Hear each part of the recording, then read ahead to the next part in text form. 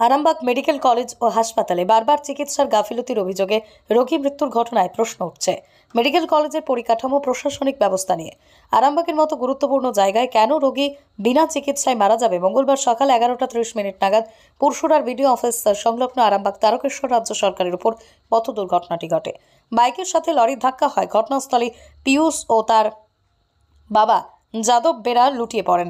তাদের উদ্ধার করে আরামবাগ মেডিকেল কলেজ হাসপাতালে ভর্তি করা হয়। অভিযোগ, দুর্ঘটনায় আহতদের উদ্ধার করে হাসপাতালে ভর্তি করা হলো, কোনো চিকিৎসা হয়নি তাদের। হাসপাতালের বেডে দীর্ঘ কয়েক ঘন্টা পড়েছিল বলে অভিযোগ মৃতের পরিবারের। পথ দুর্ঘটনায় মৃত্যু 13 বছরের ওই কিশোরের। ঘটনায় আরামবাগ মেডিকেল কলেজ ও হাসপাতালে ব্যাপক উত্তেজনা ছড়িয়ে পড়ে। যদিও মেডিকেল কলেজ ও হাসপাতালের অধ্যক্ষ পরিস্থিতি নিয়ন্ত্রণে আনেন, তাদের শান্ত করেন। জানা গেছে মৃত কিশোরের নাম পিয়ুষ বেরা, তার বাড়ি পরশুরার সৌদপুর এলাকায়। যদিও আরামবাগ মেডিকেল কলেজ ও হাসপাতালে প্রিন্সিপালের আশ্বাসে বিক্ষোভ উঠে যায়। কে বললেন আরামবাগ মেডিকেল কলেজের অধ্যক্ষ রমাপ্রসাদ রায় এবং রোগীর আত্মীয়? শুনুন আপনিও।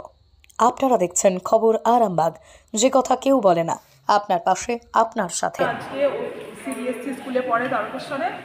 ও আজকে ভর্তি হতে যাচ্ছিল। ও ক্লাস 7-এ উঠলো, ওর বাবাকে ভর্তি করতে যাচ্ছিল। মানে যেতে যেতে কোথায় আস্তে করে যাচ্ছিল, ভিড় বলে পিছন থেকে টোটোতে ধাক্কা মারে। টোটোয় ধাক্কা মারতে সেখানে স্লিপ করে পড়ে যায়। যা পড়েছে সঙ্গে সঙ্গে পিছন দিকে লরি এসে গেছে। লরি আসতে বাবা উঠার আগে ও ছেলেটার মাথাটা সরিয়ে নিয়েছে। যা সরিয়েছে ভেবেছে হাতটা ভেঙে গেছে, হয়তো হাতের উপর দিয়ে গেছে, হাতটা ছিঁড়ে গেছে। তো এখানে সঙ্গে সঙ্গে ওখানে পুলিশ ছিল, আমাদের বিডিও অফিসে হয়েছে। এটা কোনখানে বিডিও অফিস? ওটা পুরসুরা বিডিও অফিসে, পুরসুরা বিডিও অফিসে হয়েছে।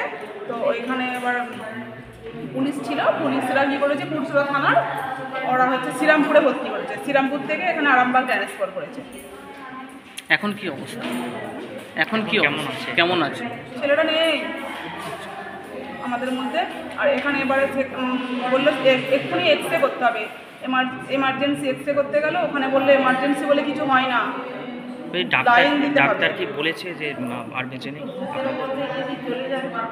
আপনাদের কিছু বলেছে ডাক্তার? হ্যাঁ বলে দিয়েছে, মারা গেছে বলে। হ্যাঁ কখন? 5% দিয়েছিল, সে আশাটাও নেই। আমাদেরকে বললো আপনাদের কারো দেখার থাকলে আপনারা দেখে আসুন। কখন বলেছে? 4:30-র সময়। আপনারা এখানে এসেছিলেন কেন? আমরা এখানে, আমার ছেলেটা বিনা চিকিৎসায় মারা গেল, তার আমরা জবাব চাই। কার কাছে এসেছিলেন? সময় ভর্তি হয়েছে প্রিন্সিপালের কাছে আমরা জবাব চাই। বারবার এরকম হয় কেন? আজকে আমার ছেলে হয়েছে, কালকে আরও একজনের হবে, এরকম হয়েই যাচ্ছে বারবার। হয়তো এই আমরা এক্স রে করলাম, দিলে ওর কোমর ভেঙে গেছে। তো কোমর ভেঙে গেছে, ছেলের মুখে বলছে যে মা আমার শ্বাসকষ্ট হচ্ছে, তবুও দিদিমণিরা কোনো ট্রিটমেন্ট নেয়নি। আপনার ছেলের নাম দিদি? পিয়ুষ বেরা, আমি ওর বড় মা। আপনার নাম? আমার নাম সোমা বেরা। ওই ভাই বোন ওরা? ও এক ভাই এক বোন। কে বড়? এ বড়, ওর বোন ছোট। বাবার নাম কি? বাবার নাম যাদব বেরা। কি করেন উনি? উনি জুয়েলারি কাজ করেন। বাইরে থাকেন? হ্যাঁ। প্রিন্সিপাল কি বললেন? প্রিন্সিপাল বললেন যে আমি দেখছি, লিখিত দরখাস্ত দিন একটা, তার মধ্যে আমি দেখছি ব্যবস্থা নেবে। বিক্ষোভ কেন দেখাচ্ছিলেন? এখানে কেন বিক্ষোভ? আমার ছেলে ট্রিটমেন্ট হয় না। এক মিনিট দিতে বলুন। ছেলে ট্রিটমেন্ট হয় না বলে 11টায় ভর্তি করেছি, বিকেল 4টে পর্যন্ত কোনো রকম ট্রিটমেন্ট হয় না।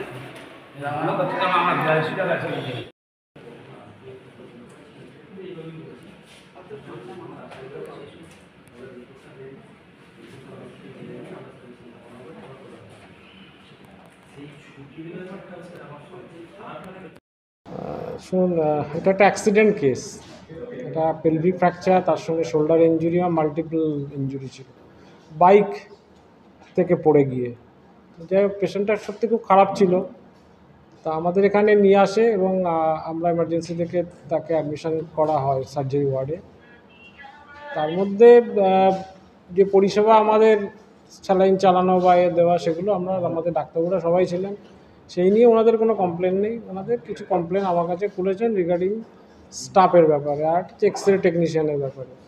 আমি ওনাদের বলেছি যে আপনারা লিখিত জমা দিন, বা ওয়ার্ডে যদি কোনো সিস্টার বা কেউ মিসবিহেভ করে থাকে আমি সেটা এনকোয়ারি করব, এবং এই এনকোয়ারি কমিটিতে যেদিন এনকোয়ারি হবে সেদিন ওনাদের ডাকবো, বাড়ির লোক থাকবেন বা যারা সঙ্গে ছিলেন, এবং সেখানে এনকোয়ারি যা রিপোর্ট হবে, যদি কারো ডিউটি থেকে তাকে অফ করতে হয় অফ করবো, যদি কারো ট্রান্সফার হয় ট্রান্সফার হবে, এবং আলটিমেট ডিসিশানটা আমি স্বাস্থ্য ভবনের ডিএমই স্যারকে জানাবো, এবং সেখান থেকে আলটিমেট ডিসিশন হবে। যদি কারোর পানিশমেন্ট প্রাপ্য থাকে অবশ্যই পানিশমেন্ট আমি দেওয়ার ব্যবস্থা করবো, এইটুকু আমি কথা দিচ্ছি। স্টাফেদের বিরুদ্ধে প্রায়শই এই অভিযোগ শোনা যায়, কি বলবেন?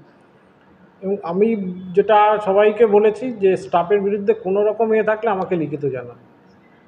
এবং আমি সবাইকে, আমাদের এখানে অ্যাসিস্ট্যান্ট সুপার আছেন, আমাদের ডেপুটি সুপাররা আছেন, আমাদের ওয়ার্ড মাস্টার আছেন, আমরা এই একটা সবাইকে আমি ওই একটাই অনুরোধ, এবং আপনাদের কাছে মিডিয়ার অনুরোধ, আপনারা যদিও করেন, আমি দেখেছি মাঝে মাঝে, এই ধরনের কোনো ছোট ভুল ত্রুটি যদি হয়ে থাকে সেইগুলোর সঙ্গে সঙ্গে আমাদের গোচরে আনা। এই জায়গাটা একটা গ্যাপ হচ্ছে, সেটা আমি আস্তে আস্তে কীভাবে কমানো যায় তার একটা দেখি কমিটি করে আমাকে ওটা সাজেশন করে। ঘোষ নার্সিং হোম, এখানে অভিজ্ঞ ডাক্তার দ্বারা normal, caesar, high risk pregnancy, delivery সহ সমস্ত অপারেশন সুলভে করা হয়। Doctor Kalidas Ghosh MBBS, MD gynae, DNB, FICOG, অভিজ্ঞ প্রসূতি ও স্ত্রীরোগ বিশেষজ্ঞ, কোর্ট রোড, আরামবাগ বাস স্ট্যান্ডের সন্নিকটে। যোগাযোগ নম্বর 7384893374 অথবা 9153144650 অথবা 7001653381।